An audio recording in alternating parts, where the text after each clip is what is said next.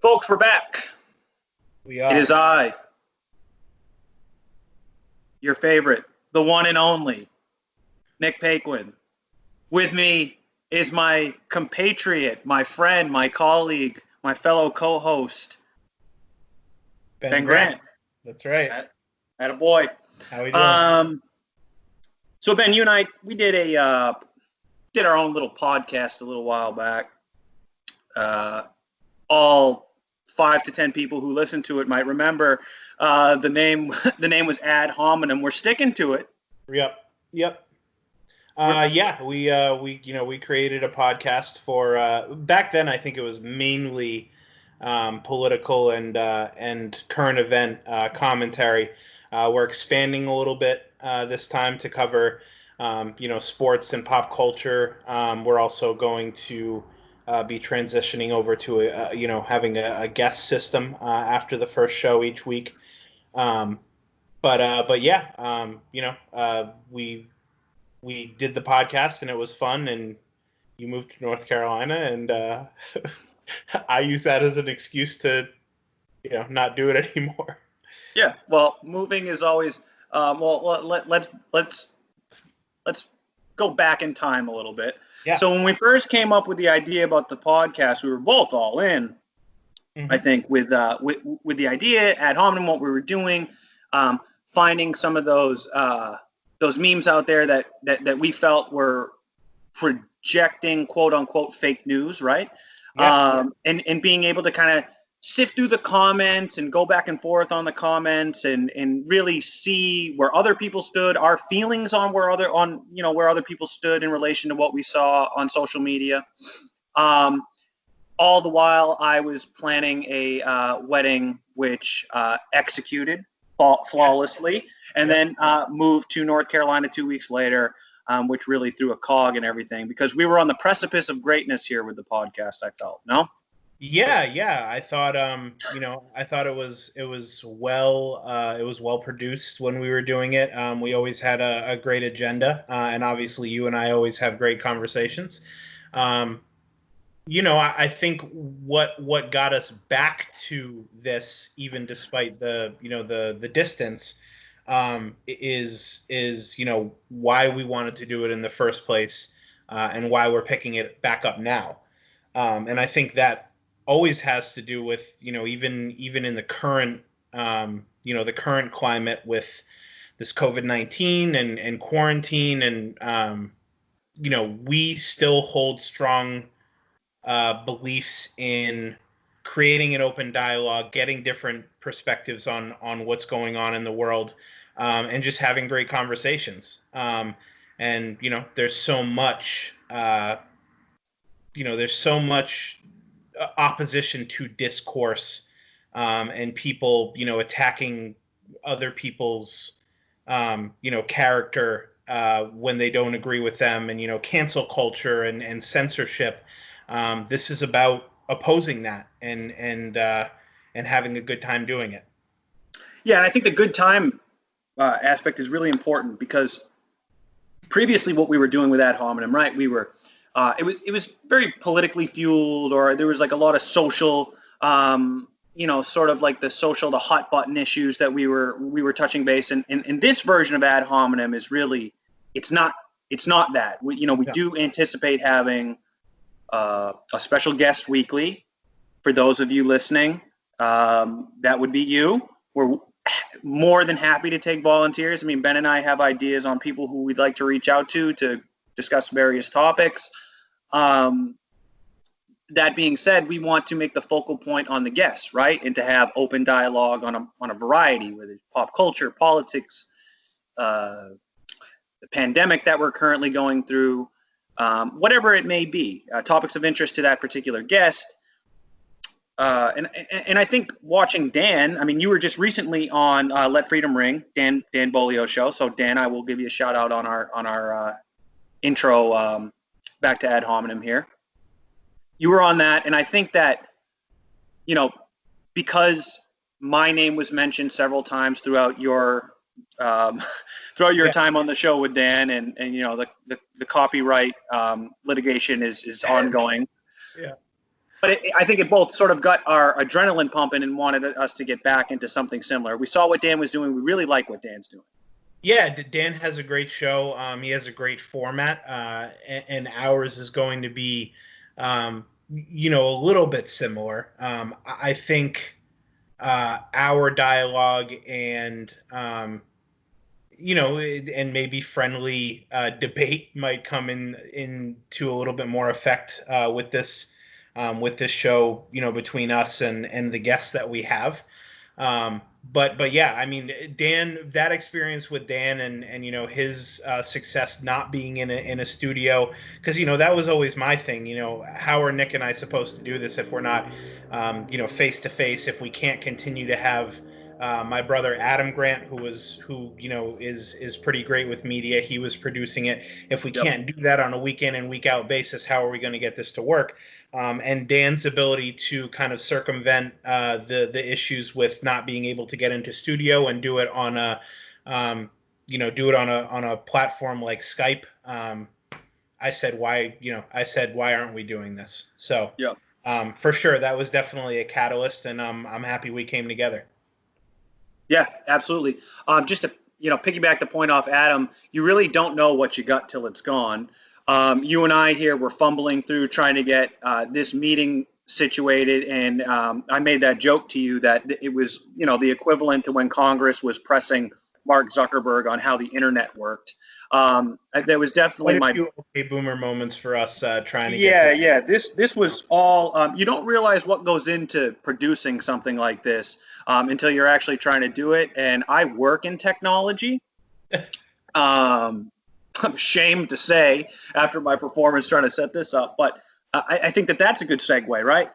So Ben, who are we? I said that's a tough question, right? But what's your background? Where do you come from? All that sort of stuff. Most people are going to know, but just to kind of brief over. Yeah. Just a recap. Born and raised in Manchester, New Hampshire. Lived here the first 20 years of my life. You and I have been friends since 6th grade. Went to the same middle school and high school together. Went off to Keene State College to earn a bachelor's in psychology. Took a job at my uncle's company shortly afterwards, working as an accountant, as a general ledger bookkeeper at his restaurant accounting firm. And then my latest situation, living back in Manchester, after 5 years on the Cape, back in my hometown.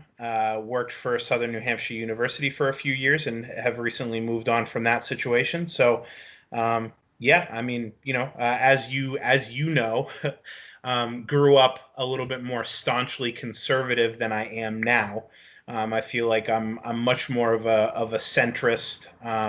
I believe in personal liberties, but I take the liberal side on a lot of issues and the conservative side on a lot of issues. And really, I just enjoy the dialogue. I enjoy different ideas and exploring those. And when there are things that I feel strongly about, I'm definitely supportive of those issues. But that's who I am. How about you introduce yourself, Nick, and let everybody know what you're about? Yep. So most of you will know that I grew up in the mean streets of Manchester, New Hampshire. However, a little known fact, I was actually born at Concord Hospital. Did not know that. Yeah, See, I was born at Concord Hospital. That takes some people by surprise. It was pretty much I was out the womb, and my family decided this kid belongs in Manchester. Let's get him there. So from there, I lived all over the city. Really, early years spent on the west side, moved over towards the east end of Manchester. Lived in places like Beach Hill, and then close to Memorial High School, where as you mentioned. We ended up going to the same middle school and high school together. I didn't excel at school, or really, I guess it's fair to say I didn't really excel at anything for that matter. Was always, average at best. But I had a keen ability to make people laugh. Oh yeah. for better or for worse. So that was kind of the theme to those that know me pretty well. After graduating Memorial High School, I went on to college at Riviera University in Nashville, where I played soccer. After that, spent some time. I thought that I was going to end up going to law school. Ended up not being the case. I got some sticker shock after doing the LSAT stuff. I was leaving Riviera with about 30 grand in debt, and the 125 to 150 grand I was potentially looking to take on from law school was not really in the cards, or not something I want to do. So I finally found my footing in tech sales, and that is really what I'm doing to this day. It's part of the reason I'm down in North Carolina, Raleigh-Durham area, and yeah, working in tech sales and living the dream, I guess. It's you guys had snow recently. I don't miss that at all. I'll tell you what. Yeah, it's. I mean, Northeast. It's New England weather. Yeah, and my political views, as you know, and I've varied over time as well. I consider myself I guess I'm more closely aligned to Marxism, but I wouldn't consider myself a Marxist. Your dad hates that I say that I'm closely aligned to Marxism. But I do believe that the materialist conception of history to be 100% accurate, 100% true, and that was a sort of ideology that Marx put together, and I am a staunch believer in that, very much so. But I don't want to bore people to death with that whole concept right now. No, and I mean that's something we'll probably get into conversations about. It applies to a lot of different things, so we'll probably, when we have guests on and a topic comes up that relates to that, I'm sure, that'll get explored a little bit more. But yeah, I mean, again, that's us. We're just looking to, again, resume the dialogue, resume the commentary. Hopefully you guys have a good time with it. And that's our true goal is to create a fun environment, to explore different ideas and have a dialogue. And, with that, I think we should get right into it. Do you want to discuss sort of what the format will look like for any potential guest? I think that it might be important to kind of lay the groundwork on what we're doing here. Because the one thing I want to avoid, because, I mean, let's face it, most of the people that will listen to this and hear us talk right now are going to assume, well, I want to go on there and talk to them if it's just going to turn into me debating for an hour of my life to go. And that's not what we're looking to do.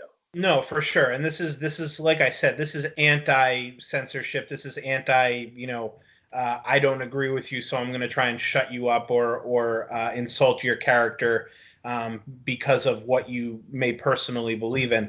Not the goal at all. In terms of our format, number one, again, Nick and I have an idea of who we would like to, potentially reach out to early on. For the purposes of the success of this show. There may be other than the fact that we really want to talk to certain individuals, there may be other reasons we're asking that person on, whether it be more exposure or just having somebody who is experienced with podcasts and with having conversations like this. It'll make us getting started back up a little bit easier. But in terms of the format, it's going to look like eventually we're going to get to a point where if you want to be on the show, if you're listening to us and you want to have a conversation with us about the topics that are fresh in society and in the media, whether that be sports or politics or pop culture, you can reach out to us and we'll try and schedule you for a future show. You'll come on. We'll have a few different segments talking about those specific things, and we'll probably have a rapid fire segment at the end of the show where we'll the viewers will get to know a little bit more about you and where you stand on specific topics. And obviously, Nick and I, we specialize in talking, and putting our I've never been told that. yeah. So we are going to obviously comment on things, and we may differ on on our opinions, but ultimately it's going to be a very welcoming situation for anybody who comes on the show. We want them to feel welcome and to share their opinion openly, and you won't be judged for it, at least by us. I can't say anything about the viewers, so Fair. in that Yeah. sense, come at your own peril. But we do want to create a welcoming atmosphere on our show for anyone. And Ben, before we kind of get into some of these like rapid fire hot takes, what we've been calling them, Yeah. I want to do a fun exercise right now between you and I about some takes that we are both closely associated with, common takes that folks know us by. Now, I'll let you speak to yours, and you have to let me speak to mine, right? Like, because I know, but here's the game, right? Yeah. So I'm going to bring up the take that I believe that you're closely associated to, and vice versa. I want you to be able to do that for me. So Okay. the take that I think that you are the king of, I'm not a Trump supporter, but favorable comment or post about Donald Trump. Okay. Elaborate on that. Elaborate on that. I want to know. Here's the thing. I don't support Donald Trump as an individual. I don't support him as a person. I think he's a narcissist. I think he can oftentimes be a bigot. I've heard him called, among certain people that I listen to every now and then, I think I agree with it, he's an equal opportunity bigot, in that he'll insult anybody that he doesn't agree with or that doesn't agree with him. But I don't think he's, the thing is that there's certain things that get spread around about him in the media. I think a lot of the conspiracies, regarding Russia and the Ukraine, that have come up, he's been attacked for those without really any evidence. I think he's been the most highly criticized president in possibly history. And I don't necessarily think that it's all justified. I think a lot of what he says is taken out of context.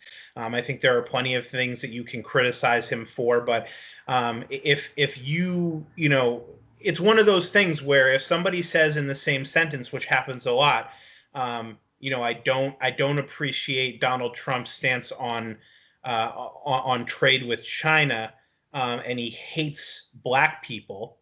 I'm going to say, okay, well, one of those statements is true. Why do you feel that way about the, there's no proof that the other part of that statement is true. You can't just combine them.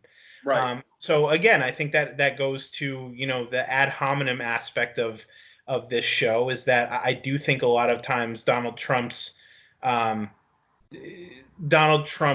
character gets attacked, and for good reason. The decisions that he makes and some of the policies that he's pushed and some of the things that he's done behind the scenes, I feel like he gets criticized for all of it, when some of the stuff that he does make sense. It is for the good of the country, particularly because I think that a lot of times, even though he's motivated by personal gain, a lot of times that does coincide with with success for the United States as a whole. And I think some of the legislation that he supports is something that I can get behind for that reason. So again, I do feel like sometimes in today's world, I do need to preface it by saying that I'm not a Trump supporter. But I do think that, sometimes he just gets a lot of undeserving criticism for certain things that people just don't understand, or they conflate with something else. Right. No, that's I think that it's very well put, right? But I also want to point out I'm not a Trump supporter, but I think that the fact that there even needs to be that there needs to be a preface on that is part of the problem, right? Like I think to your point, I think that not being able to just freely speak in a sense where you're advocating something that the president has done, right, or that President Trump has done, without prefacing it that way. Otherwise, you're going to be associated as a bigot, as a racist, as all of those things. That I'm going to have a MAGA hat sitting on my dresser. That's not the case. So yeah, right. I mean, again, and I can get on board with that. Like sometimes, and you give me more crap about it than anybody else, in terms of the preface that always comes with that. But yeah, I mean, I do feel that it's needed a lot of times when speaking about specific issues, even though it really shouldn't be needed. Right. Right. And I do want to just full disclosure here, Ben, you had no idea that I was going to be throwing that curveball your way, right? With asking you that topic. No, I mean, we didn't talk about that topic. Right. And you handled it well.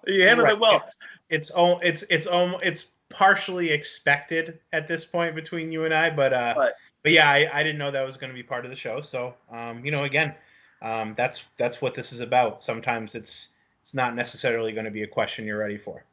Well, now I guess it's sort of your turn here. Do your worst. Yeah, I think for people to appreciate this show, and wanting to understand where you're coming from, I'm not going to go the political route because I think as far as popular political opinions, there may not be something glaring, but one thing that you are known for at this point on social media is your sports takes, particularly you think Tom Brady is trash. I'm not gonna sugarcoat it. You do not like Tom Brady or believe that he is a good quarterback. There are a lot of people who don't think that, or who think that he's a system quarterback, and don't want to give him credit for everything. But you don't want to even give him credit for the things that some people give him credit for, as far as his detractors go. So you want to explain that? Oh yeah. So I'm sure there are folks out there that are interested in hearing this. We might have already killed the show, but go. Yeah, exactly. So yeah, let me just preface this. So I think I've been numerous times on record saying, which I firmly believe, that Tom Brady is the most overrated athlete that I can ever remember in my life. And I say that because my opinion of it is nobody with such mediocre overall talent, and the fact that they've benefited from just absolute, durability and happenstance, has ever been credited in any other sport by even being close to being called the greatest at that sport, right? We could have an entirely separate show on why I feel. Well, depending on the guest, but yeah, I mean, if you have somebody like John Alabon or Paul Critter on this show, I mean, it's no holds bar on my Tom Brady takes. Right. Ultimately, at the end of the day, I think I would agree that there is a system component to Tom Brady's success. I mean, I can throw statistics out there, like his career air yards percentage is 6.7, which is an absolute embarrassment. I have a 24-year-old sister who could throw a football 6.7 yards to an open Wes Welker in the flats, an open James White in the flats. I just think that Tom Brady's durability is something that should be commended, right? Like you absolutely have to commend his durability, but you commend it in a way that you would commend Emmitt Smith's durability, right? And nobody's going to claim, at least not in my belief, or I mean, we could have somebody on the show who proves me completely wrong, but maybe like Richie David. Right, exactly. No one's going to make the claim that Emmitt Smith is a top 3 running back. Yeah, I certainly wouldn't. Right, and neither would I. But he's the most accomplished. Yeah. And I think that Tom Brady fits that same narrative at the quarterback position. And I'll rest my case there. He's the most accomplished quarterback in NFL history, but that doesn't mean that you can count him among the greatest when you factor in things like ability, talent, how you win. How you win, I think, is very important. And I mean, you're not talking like when you put the greats out there, like a Wayne Gretzky, for example, or like a Michael Jordan, who go out there and they dominate at the biggest stage. How many times has Brady won a Super Bowl where he sat on the bench? Game-winning field goal, game-winning interception, things of that nature, right? I mean, we could go on and on, but I'm strongly anti-Brady as the greatest of all time. I'm strongly anti-Brady as being like a top 5 quarterback of all time, quite frankly. So, but something that will probably definitely come up in future shows. Yeah, absolutely. Well, I appreciate you bringing that up because now I'm all hot, and this is a perfect segue into what we would call our rapid fire round. I mean, we have a few topics here that we're going to cover. We're going to probably go a little bit deeper than we will if we have a guest on the show with these topics, I would say. Yeah. Yep. Because it's just you and I for the first one, for the sort of the big kickoff event here. Right, and it's going to be, particularly some topics that are probably going to be hot topics in the future that we don't necessarily. We want you as the viewers to know where we stand, but we don't want to take a lot of time speaking about it when we have guests on. So this is going to be kind of our focus on these topics that are probably going to be relevant for a while.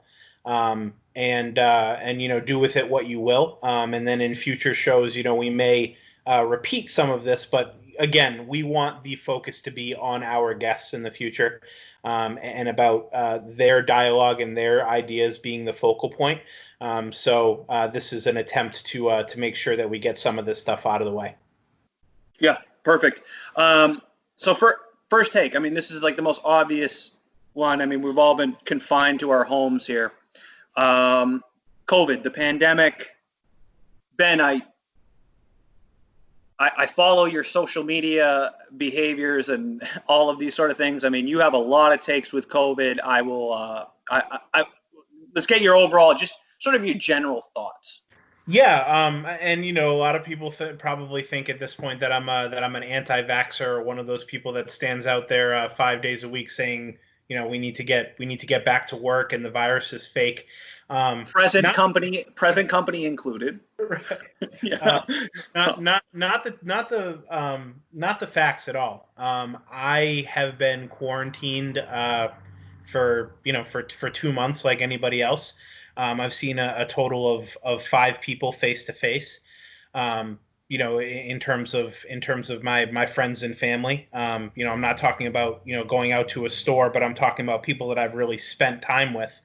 I haven't seen that many people. I've been doing everything that I've been told to do. And I think one reason why I continue to share ideas and, in my mind, share optimism about where we're headed with this in terms of, Stanford recently coming out with a study that shows the mortality rate is about 0.3%.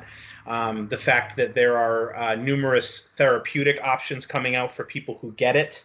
The fact that we had projected very high numbers of hospitalizations, and the field hospitals and beds that we set up to deal with that overflow and that overwhelming situation with hospitals hasn't happened in most cases, other than in some of the the epicenters like New York City.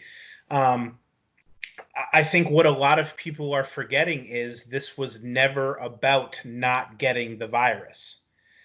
The whole quarantine, the whole shelter-in-place situation for most states were to avoid our hospitals being overwhelmed. Now, there's the argument that you can make that if we just throw everything out the window, that may still happen. There may still be a spike. There may still, we may still run into that issue. But when I look across the country and I see people dying from other things, whether it be mental illness, whether it be people who are just not having elective procedures done that could make their quality of life better because other hospitals are getting shut down and other medical specialists are being furloughed because nobody's getting those procedures done right now because they're not allowed to. I just think that we're missing the point of the quarantine. It was never to wait 1.5 years for a vaccine so that everybody's immune or that there's a cure. This was always, we always assumed that we as a society were going to get this virus and have to deal with it.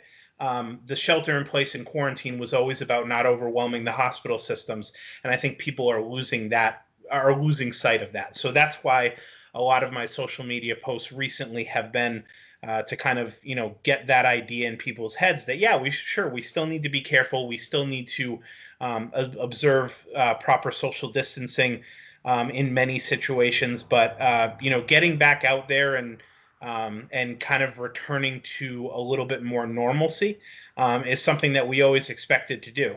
So let's get it started.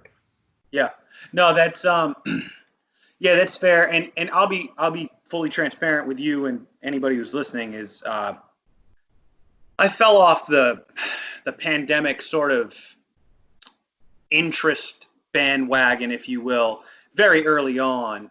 We'll get into this in a little bit more detail, but in a little bit here. But I'm in North Carolina, as we mentioned at the top of the show.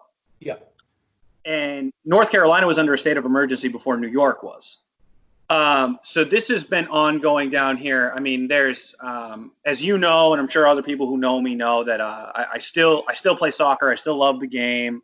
I love the Carolinas because I basically play year round. I mean, we were in the middle of our, basically the middle of our spring season, and everything just stopped, right? So for me, I looked at it as like a huge inconvenience, right? Yeah. I've been viewing it as like the inconvenience, selfishly, like the inconvenience. Obviously thinking about folks like, the folks who are like higher vulnerability populations, right? Yeah, absolutely. I worry about that. My parents being in that category, your parents, for example, being in that category, right? Yeah. Like higher population people. And, I think about their safety and things like that. I think about like elderly folks, like, fortunately, but unfortunately, both my grandparents had spent, brief periods of time before they passed in nursing home type situations. So I think about the people who don't have access to their loved ones right now through all this.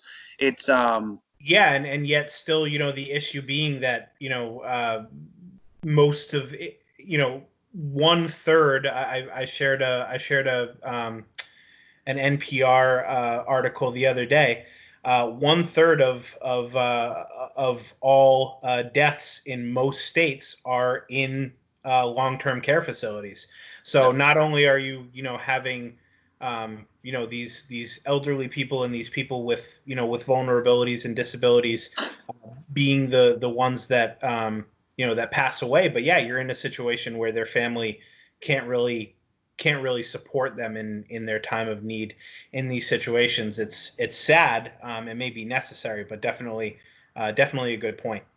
I think that there's like an added layer too, because over the last like month or so, like I said, again, it's just strictly speaking of my own life, I think that it's also opened up a lot of positive in a sense, because now, I've been working from home. Like I said, I work in tech sales, so I tend to be working from home anyway, but my wife is at home now as well. We don't have kids yet, right? We have no children or anything like that. But in a sense, like, not that I know of, right? Or me. There's a sense that like the more quality time too, right? Like you're able to spend like more time together, and I realize that that can be a double-edged sword at times. But it also opens up a lot more things of like, conversations. You get to see your significant other in a more professional setting, how they conduct themselves in those sort of settings. And then just also like, you spend like more quality time because you really have no other choice, right? Like you're spending more quality time with the folks that you care about, the people that you love, because you really don't have any other options, quite frankly. Right. Yeah, and I mean, to speak to that, I think it really does come down to, you see all of these social media posts too about people shaming people for going to visit their, I hate how you're going to see your mother when for 2 months my mother has been leaving things on the doorstep, and I think it really comes down to the individual and what the expectations are. At the end of the day, like we're all a free people, right? Like my mom works for UPS. She's worked for UPS for decades. She's considered an essential worker. She has a far more there's a far better chance that she's going to infect me by me seeing her than me leaving my house, once a week to go see her. And she's one of those individuals who hates the idea of not seeing me and my brother Adam, who's also in Manchester. So I know my mom and dad, they're kind of in the group where we're taking our own risks. We know what to do if we ever were to come down with it. Do what you want when it comes to the rest of society, but don't use it as an excuse not to come to our house and see us. So I really do think it comes down to the individual. There shouldn't just be like a blanket judgment of individuals who are still visiting their parents or who want to see their parents. It's not always the case that they're just being careless. Right. No, that's a fair point. Actually, interesting topic. I had no idea that your mom worked that long for UPS. So they're actually corporate is in my sales territory. So if she knows anybody in the IT group, let me know. Maybe she can broker an introduction. We're trying to get a hold of those. I will pass along the message. Hopefully she'll see it and she'll ask me for your number or something like that. Yeah. I'm hoping so. Just sort of sticking with the pandemic theme. We mentioned the differences. It was an adjustment when I moved to North Carolina, and I'm curious with how things have conducted. I kind of alluded to how quickly they shut things down here. I mean, like I said before, North Carolina was in a state of emergency, so you can imagine. Right. But what's New Hampshire been like? I think New Hampshire has handled it really well. I think there was some criticism of Sununu early on just because he was kind of taking Massachusetts lead on things. But eventually I think he realized that this was a different situation. We've had a little bit over 3,000 cases. And I don't want to quote a death count here yet, but I think it's between 100 and 200 deaths. And most of those have been over the normal over 60 years old with pre-existing, vulnerabilities. I think that, when you compare that to Massachusetts, who has over, close to 80,000 cases now and close to 5,000 deaths, you can't necessarily compare the two or do exactly what another state is doing, depending on the response, where you factor into the global economy. Massachusetts is going to have way more international travel than a place like New Hampshire does. So it's been, I think, relatively. I still go out. I wear a mask because I do want to be polite. I do want to be responsible. I go out and maybe half the people are wearing masks. Everybody else is just kind of like, fuck. So that's it's interesting because to that point. So I mentioned North Carolina shut down so quickly. Shut everything down so quickly. I mean, they just opened what they call "quote unquote" phase 1 this week, but we've been locked down for over 2 months. Yeah, and New Hampshire did just do a soft reopening today in terms of letting a lot of stores, shops, golf courses reopened today. Well, we've had golf courses. We've had golf courses. We haven't. Okay, so that's obviously really important to me. But yeah, we did just do a soft reopening opening today. I think they're anticipating a full reopening by the end of May if everything goes well. But yeah, I mean, so this phase 1, what does that mean for North Carolina? So restaurants not open, like gyms and all that sort of stuff not open. Phase 1 is like some retail stores at like 25% capacity. North Carolina had some of like the first concrete confirmed cases that they had in the U.S., which is interesting. A lot of people don't realize that, but you had really what it stems from is the Research Triangle Park, which is 10 minutes from where I live. Mm-hmm. You had some of the folks from Biogen travel to the Biogen offices in Boston where they contracted and apparently spread it, and then came back down here through the airport and infected a bunch of TSA workers. Gotcha. So when that happened, Governor Roy Cooper down here, he immediately put us into a state of emergency, and he was like, "Look, like people need to stay home. It's not mandatory, but if you can, you should." And that's what a lot of people did. Right now, we're at a little over 500 deaths, 14,000 cases, about 500 deaths. Those are the statistics anyway. But I mean, the government officials and from the folks that I hear on the local news channels and stuff, they seem like they're, we're doing all the right things. You have to understand too that even though I'm in like an area it's not a Boston, right? Like Raleigh and Durham and these areas are a city, but they're not cities. Like everything's so spread out. Like people aren't on top of each other. Yeah, population density is definitely smaller out there. Yeah. Right. You can't go anywhere down here without having to jump on the highway. Right. Everything's 20 minutes away, no matter what. Like Durham, 20 minutes away. Raleigh's 20 minutes away. It's just everything's like that. And I think that it's been interesting. I mean, I've actually picked up golf during this whole pandemic because it's the only thing you can do. So I've gone out with some buddies and I've been playing a lot of golf and, social distancing and doing all that kind of stuff. But phase 2, I saw today on the news that they were talking like May 22nd. They want to see if there's any spike or something like that. And phase 2 would be restaurants reopening at limited capacity, gyms, barbers, hair salons, all that sort of stuff. May 22nd-ish would be the thing. But you go to some areas of the state, and I'll tell you what, I've talked to some people in Georgia and then some areas of the state where, because my job has me talking to people all the time, and you got people out there that are saying, we ain't worried about this dang Wuhan Chinese flu. You know what I mean? Like that's what it's like down. I mean, there's areas where they're just like, yeah, we ain't afraid of no flu. We're afraid of the dang government. Right. Well, I mean, in that aspect, I mean, it's not that different up here. I mean, we are the live free or die state. So there are people, getting ready, to fight tyranny with their Second Amendment rights up here. Yep. So I get it. And yeah, I mean, I hope that when we do start these reopenings, once, because I've shared some controversial information on this, just to get different ideas out there. I do think that there are certain things that they're not telling us.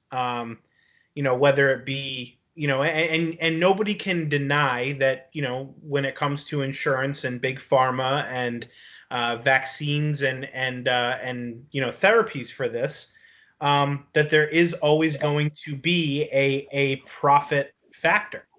And when you look at some of the therapies that have been, I was reading about the hydrochloroquine,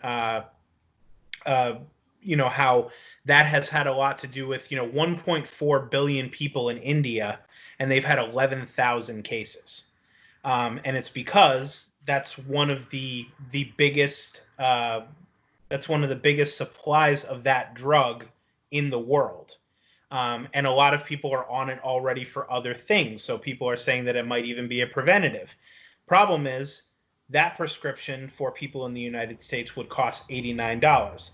This new therapy called remdesivir that everybody's getting, hyped about, that's $4,000 per person. Reasonable.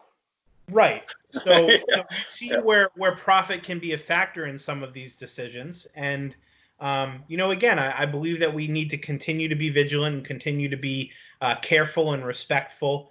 But ultimately, I do think starting to open things back up to avoid some of the fallout from, conditions and illnesses that could arise from, all of this quarantining. Whether it be mental health or again, people not getting elective procedures. I do think it's a good idea to get things back to normal so that those people can have, what they need done as well. Yeah, I think, I think people should continue to stay home for the foreseeable future because traffic is non-existent now, which is really nice. And then, when we have our first guest come on, if the topic of COVID comes up, I'll let you put on your tinfoil hat for that segment. So nice. I have no problem taking that stance for a little while to see what dialogue we can come up with. Yeah. Okay. So let's transition to something a little bit lighter, something near and dear to our hearts. State of sports. State of sports. For the state of sports. So there are no sports. Well, I mean, up until Saturday, up until the UFC on Saturday. I mean, there's really been no. Unless you can count the WWE. I mean, there's that too. Yeah, that's fair. So I am in a fantasy Korean baseball league. Wow. Okay. Yeah. So I'm in a fantasy Korean. My team's terrible. It's tough to choose players that you know nothing about. Right. Right. Yeah, it's tough. It's tough, and I'll be honest with you. And some of the guys is just, I try to grab guys who had some major league experience, but there's not a lot. There's not a lot of guys. But no, in all seriousness, how have you been coping? Because I know you were playing basketball too, right? I was playing basketball with some of our old friends from high school, Brian Allen, Mike Ketty. We we had a squad that was Mike Ketty was always like the second, probably the second best in the sibling, next to Matt in terms of basketball. Probably third if we include Sarah. But go ahead. Okay. Yeah. But sorry for cutting you off. He's on my team and we have a contract. I have I can't comment. Yeah. But yeah, I mean you got the wrong one. We were playing at one of the local NBA leagues. Longtime Manchester basketball figure Carl Doucette runs that in the old Hesser College gym. Yep. And so we were playing basketball. As you know, I love basketball. I love sports. Big Boston sports fan outside of my love of the Colts. I'm not a Patriots fan. But yeah, in terms of coping, I mean, there wasn't a whole lot. I play video games. I'm a gamer. Honestly, a couple of the games that I play have had events. So in terms of betting or watching for fun, games like Overwatch, Call of Duty, I've been watching I've been watching some of the esports there. And then this Saturday I did watch some of the most recent pay-per-view that Dana White put on, UFC 249. I wrestled in high school. I've used to do martial arts early in my childhood. Trained Brazilian Jiu-Jitsu in college, so I've always been a huge fan of combat sports like that. So yeah, I mean, I watched a little bit of that. I haven't been able to cope well. I am excited about sports getting started back up personally. I did see that MLB has plans to potentially get the season started by July. I don't know if you saw that recent report. So, what about you? How have you coped? What have you been watching to kind of get by?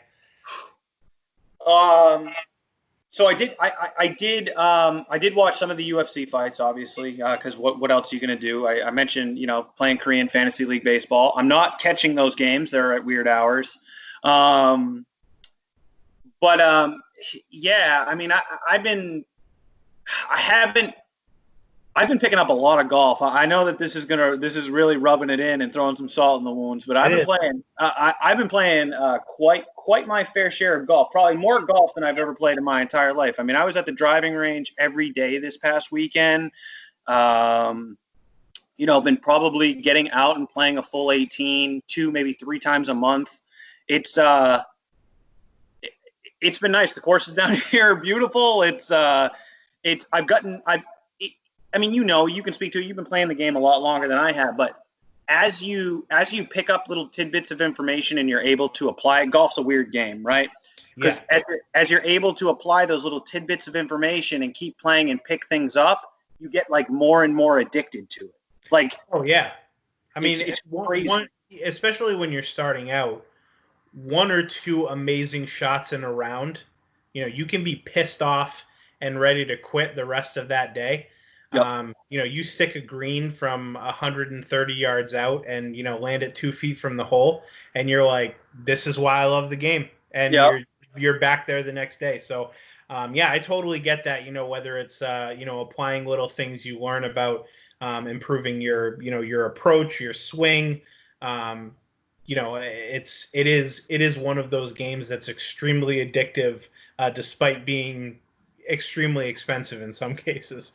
Well, that's the thing too, right? So it's so prevalent down here that like I'll go play 18 holes at a beautiful golf course for under $30 with the cart.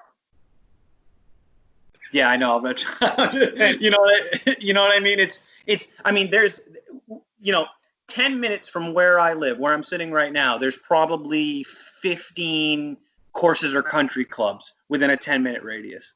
All right, we're done talking about this. Anyway, I'm just throwing that out there. No. I mean, I've already said that. You've talked about your plans to get a house and to maybe have guests. I might need to get an Airbnb or a hotel close by you in the near future to get out there for some rounds, because it's starting to really to get starting to really get to me. And even the price out here, I'm in a position where I can pay it, but for a while I've been thinking about maybe moving south or spending more time south, because here it's $50-$60 a round. You're doubling that. So but yeah, I mean that's great. What about have you been watching anything other than the fights, or anything weird? Anything weird? Have I watched anything weird? There hasn't been. Well, I mean, the whole Tiger King thing went on. I was enamored. I mean, the whole when the Tiger King thing happened, it struck me in a way where I just felt like my life had less meaning because I wasn't able to experience that